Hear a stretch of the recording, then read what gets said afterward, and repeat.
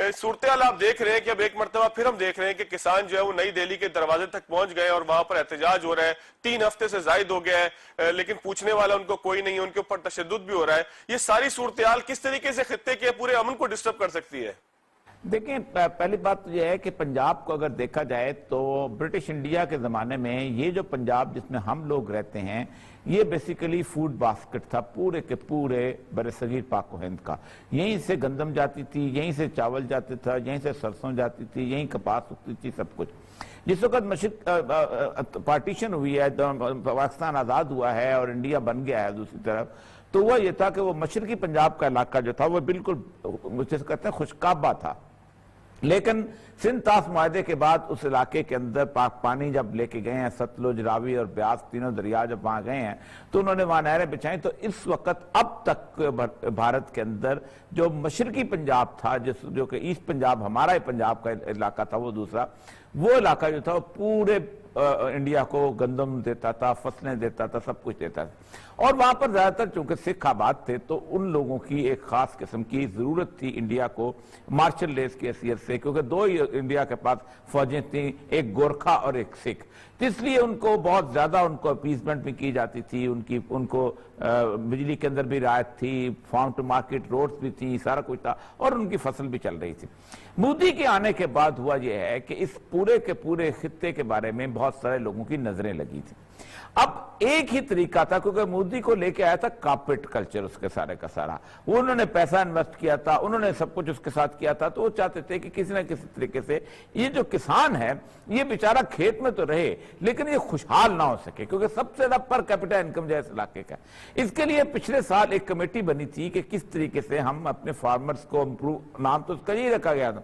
उसके तहत एक एक्ट नाफिज हुआ जिसको कहते हैं farmers produce trade and commerce act.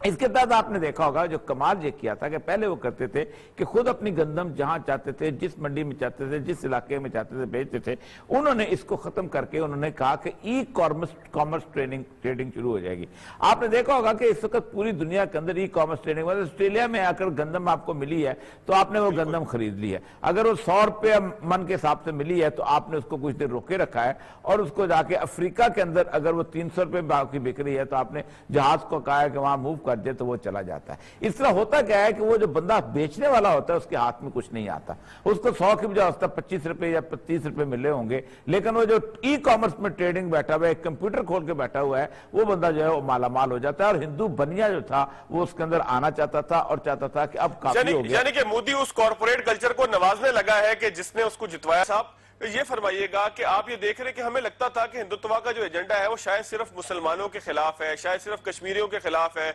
शायद उसकी शिद्दत सिर्फ पाकिस्तानियों के लिए है। लेकिन यहाँ हम देख रहे हैं कि वहां अब भारत में कोई भी महफूज नहीं है मोदी के आमराना इकदाम से, मोदी के ऐसे इकदाम से कि जिसके खिलाफ वहां पर मुस्तकिल एहतजाज हो रहे हैं। तो ये सूरत-ए-हाल किस तरफ जाएगी? देखें, असल मसला यह है कि 1920 में जिस वक्त ये गोलवाकर और सावरकर ने ये मूवमेंट बिल्टअप की थी और वो शुद्धि और संगठन की तहरीकों को साथ मिला के 1925 में उन्होंने जब हिंदुत्व की मूवमेंट बिल्टअप की थी और राष्ट्रीय सेविंग सिंह बनाई थी, तो उसमें 2-3 उन्होंने काम किए। तो उन्होंने ये किया था कि मुसलमान तो अलग थे लेकिन महात्मा बुद्ध को और गुरु नानक को उन्होंने एक अवतार बना दिया था ईश्वर का। और वो एक हिंदू मजहब है वाल्मीकि, वो वाल्मीकि मजहब जो है वो गुरु नानक को ही पूजा करते हैं और उसी की तस्वीर रखते हैं सामने और वही गुरु ग्रंथ ही गाते हैं। लेकिन सिख कौम इससे बहुत नाराज थी कि हम बिल्कुल हिंदू रिलीजन का हिस्सा नहीं है लेकिन आपने हमको दे दिया है। वो आहिस्ता आहिस्ता जो है वो उनके तफरीक जो है 1984 में आके बहुत बढ़ गई। और मैं जब 2007 में वहां गया था तो मुझे जब सिखों से वहां मुलाकात दिल्ली की हुई तो बहुत तकलीफ से वो गुफ्तगू करते थे कि जिस वक्त इंदिरा गांधी को कत्ल हुआ है तो उसके बाद हुआ यह था कि सिखों के नौजवान बच्चों को उनकी माँ और बहनों के सामने, उनके बापों के सामने गले में टायर डालते थे और फिर उसको आग लगाते थे और बेचारा जिंदा जल के मर जाता था। और कई 100 लोग जो हैं ऐसे जिंदा जल के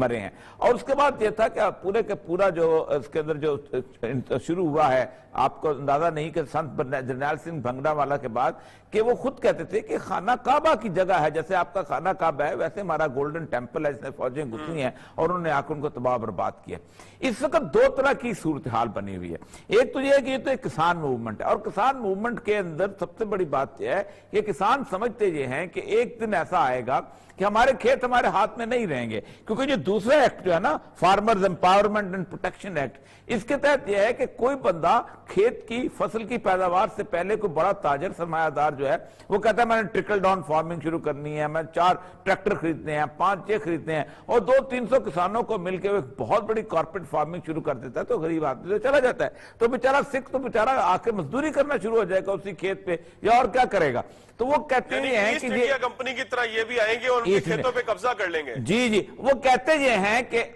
सबसे बड़ी अहम चीज खतरे की बात ये हो गई है कि आज से कुछ अर्सा पहले जो खालिस्तान मूवमेंट चली थी, वो कहते थे इसका हल अब ये नहीं है कि मोदी से हम 3 वापस करेंगे, जब तक ये 3 एक्ट वापस कर भी रहे तब भी हम हमारे पर लगे रहेंगे, क्योंकि इनका एजेंडा बड़ा पुराना है। अब खालिस्तान ही मूवमेंट जो है वो चलनी चाहिए, और पाकिस्तान को बहुत अपील करते हैं कि देखें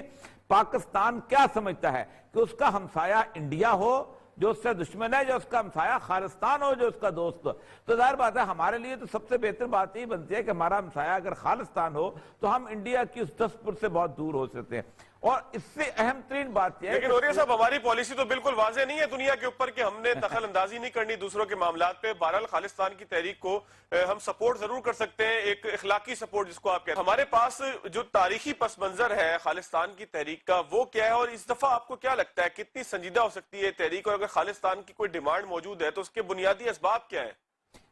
देखिए, सिखों की जो मूवमेंट है बहुत अरसे से चली आ रही है, और उस वक्त से चली आ रही है जब मुगल यहाँ पर परसे इख्तियार थे। आपको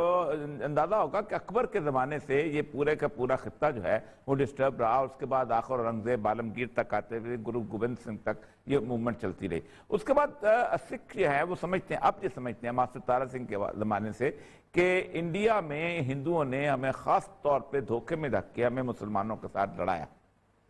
और जबकि हम यहाँ साथ साथ इकट्ठे थे। और उसके बाद जब वो जहाँ उन्होंने आना जाना शुरू किया तो उनको अंदाजा हुआ कि यहाँ तो पाकिस्तान के अंदर उनके यहाँ जो उनके साथ उनकी जुबान बोलते हैं, उनकी लैंग्वेज बोलते हैं, उनके साथ उठना बैठना, वो इतने ज्यादा उनसे मोहब्बत करते हैं जिसका तस्वर नहीं पाया जाता। तो एक बहुत बड़ी मूवमेंट जो थी वो 80s के अंदर पैदा हुई, जिसे संत जरनैल सिंह भंडरवाला जो है वो लीड कर रहा था। और उस बंदे की जो तकरीरें इतनी ज्यादा जिसे कहते हैं अपीलिंग थी कि पूरे इलाके के अंदर ये मूवमेंट जो है वो बहुत ज्यादा उसका जिसे कहते हैं असर रसूख हो गया, और बकायदा आम मूवमेंट शुरू हो गई।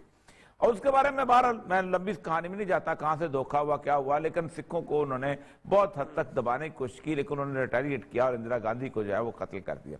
लेकिन इसके साथ साथ आप देखें कि सिर्फ इंदिरा गांधी और सिखों की बात नहीं है, इंडिया के अंदर टैमल्स की अपनी एक मूवमेंट है, और टैमल्स ने राजीव गांधी को कत्ल किया था, और सिख कहते थे कि हमें तो तुमने कत्ल कर दिया, लेकिन तुम अपने बोधियों वालों को नहीं कत्ल करते जिन्होंने तुम्हें मार दिया, को वो तो तुम्हारे अपने हिंदू भाई हैं।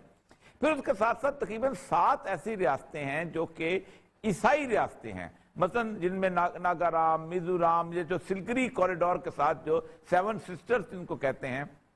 जो बांग्लादेश के आसपास रास्ते हैं, उनमें हाँ बहुत मुद्दत से इतनी बड़ी मूवमेंट चल रही है कि वो इंडिया के फौजियों की बकायदा लाशें जो हैं वो लटकाते हैं, और वो बताते हैं कि हम इस हद तक ताकतवर हैं कि आप हमारा कुछ नहीं बिगाड़ सकते। फिर उसके साथ साथ ये जो मूवमेंट शुरू हुई है, असल मसला ये है कि इंडिया के ऊपर जो है इंटरनेशनल प्रेशर बहुत बढ़ता जा रहा है। गुज़श्ता 1 साल से कश्मीर का इशू के बाद इतना बैड प्रेस शायद जिंदगी में कभी इंडिया ने फेस न किया हो। 13 मुल्क ऐसे हैं जहां पर सिख जो है इस वक्त मुजाहरे कर रहे हैं। अभी न्यूयॉर्क सिटी में कर रहे हैं, सैन फ्रांसिस्को के बीच पे कर रहे हैं, कनाडा के टोरंटो में कर रहे हैं, ओंटारियो में कर रहे हैं, लंदन में कर रहे हैं, पेरिस शहर में वो कर रहे हैं। और वो सिख कम्युनिटी वो है कि जो उनकी बड़ी जिसे कहते हैं ना बड़ी प्लॉजिबल नंबर की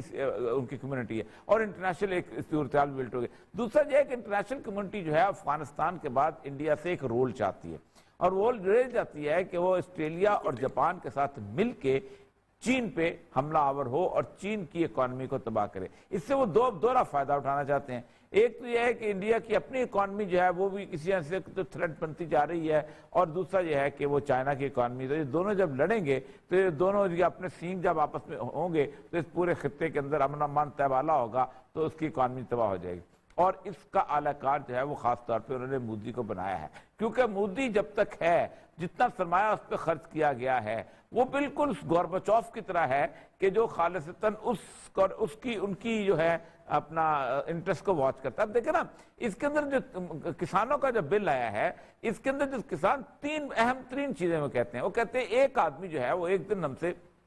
ایگریمنٹ کرے گا 6 غریب لوگوں سے، ان کی ضروریات سے فائدہ اٹھائے گا اور وہ ایک دن یہاں پر اس کا مالک بنتا چلا جائے گا۔ منڈی میں وہ لوگ کہتے ہیں ہم بیچ نہیں سکتے۔ تیسرا اس نے کہا ہے کہ تیسرا جو ایکٹ ہے وہ سب سے بڑا ہے کہ سپورٹ پرائس ختم ہو جائے گی، یعنی اگر ہمارے گندم پہ 100 روپیہ لاگت آئی ہے تو کل کو 50 روپے بھی خرید سکتا ہے، کیونکہ سپورٹ پرائس تو موجود نہیں، اور مارکیٹ فورسز ایسے پلے کریں گی کہ جیسے افریقہ میں اور کارپوریٹ ادارے نارملی کرتے بھی اسی طریقے سے، قبضہ بھی اسی طریقے سے ہوتا ہے مجموعی طور پر۔ جو ایک عام آدمی کا استحصال ہے پورے سرمایہ دارانہ سسٹم میں وہ ہے ہی ہے نا اولیاء صاحب؟ جی درست دیکھنا، افریقہ جو ہے افریقہ کم از کم ڈبل گندم اگاتا ہے، ڈبل اناج اگاتا ہے پوری دنیا میں آج سے 50 سال پہلے۔ 50 سال پہلے اتنا زیادہ وہاں پر اناج نہیں ہوتا تھا، لیکن ان کو کیا کہا تم کارپوریٹ اس میں لگ جاؤ، کیش کراپ پہ لگ جاؤ۔ اب وہ پورا بیچارہ سویابین لگاتا رہا، وہاں باہر جو ہے بڑے بڑے جو ٹرک کھڑے ہوتے، جہاز کھڑے ہوتے تھے، وہ سویابین لے کے چلے جاتے تھے، لیکن آدمی نے تو ڈالر نہیں کھانے ہوتے، ڈالر کی بوریاں اس کو دے جاتے تھے۔ اب اس کو کھانا چاہیے تو آسٹریلیا کی گندم منگائے گا، وہ ڈالر کی بوری واپس کر دے گا۔ اگر چاول چاہیے تو وہ جناب نیوزی لینڈ کی گندم چاول منگائے گا، وہ واپس کر دے گا۔ تو حالت یہ ہو گئی تھی کہ ان بیچاروں کے پاس سوائے بھیک کے اور کچھ نہیں جائے گا، تو قحط پڑ گیا جہاں افریقہ میں کبھی قحط نہیں ہوتا تھا۔ وہ کسان بھی یہی سمجھتے ہیں کہ یہ بنیادی طور پر ہماری اس میں قحط سالی کی صورتحال ہو جائے گی۔ اب راجستھان کا علاقہ ہے، یہ علاقہ ہے، اوپر کشمیر کا علاقہ ہے، اور پھر اس کے ساتھ اگر شامل کرنے دلی، اور جو خالصتان کا نقشہ انہوں نے شائع کیا اس میں دلی شامل ہے۔ وہ کہتے ہیں دلی تو بیسیکلی پنجاب کا حصہ تھا، ہمیشہ سے پنجاب کا حصہ رہا ہے، اور اگر یہ موومنٹ آگے بڑھتی ہے تو آپ خود سوچیں کہ انڈیا اگر پاکستان سے جنگ کرنے کے چلتا ہے تو بارڈر اس کے دونوں انسیف ہے پاکستان کے ساتھ۔ یعنی آپ سوچیں کہ وہ کارگل میں جو علاقہ پاکستان کی باؤنڈری شروع ہوتی ہے، جو کنٹرول لائن ہے، تو وہ کشمیری آ رہے ہیں، آتے وہ بھمبر آزاد کشمیر تک تو وہ رہیں گے، آگے پھر جو ہے مین جو ہے ورکنگ باؤنڈری آ جائے گی، وہاں بھی کشمیری آ جائیں گے، اور اس کے بعد آگے جب نیچے آئیں گے، آپ جموں سے نیچے آئیں گے تو آپ کو پنجاب کا علاقہ ملے گا، یہاں سے آپ نے ٹرک گزارنے ہیں، یہاں سے یعنی کہ اولیاء صاحب ہم یہ کہہ سکتے ہیں نا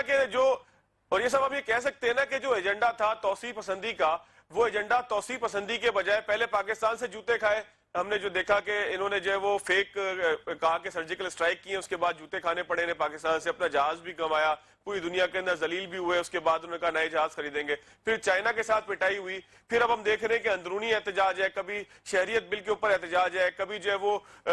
یہ جو کسانوں کا احتجاج ہے، اس سے پہلے مختلف دنگے فساد انڈیا کے اندر ہوتے رہے۔ تو یہ توسیع کے بجائے تو انڈیا جو ہے وہ خود محدود ہوتا جا رہا ہے، مودی کا انڈیا جو ہے۔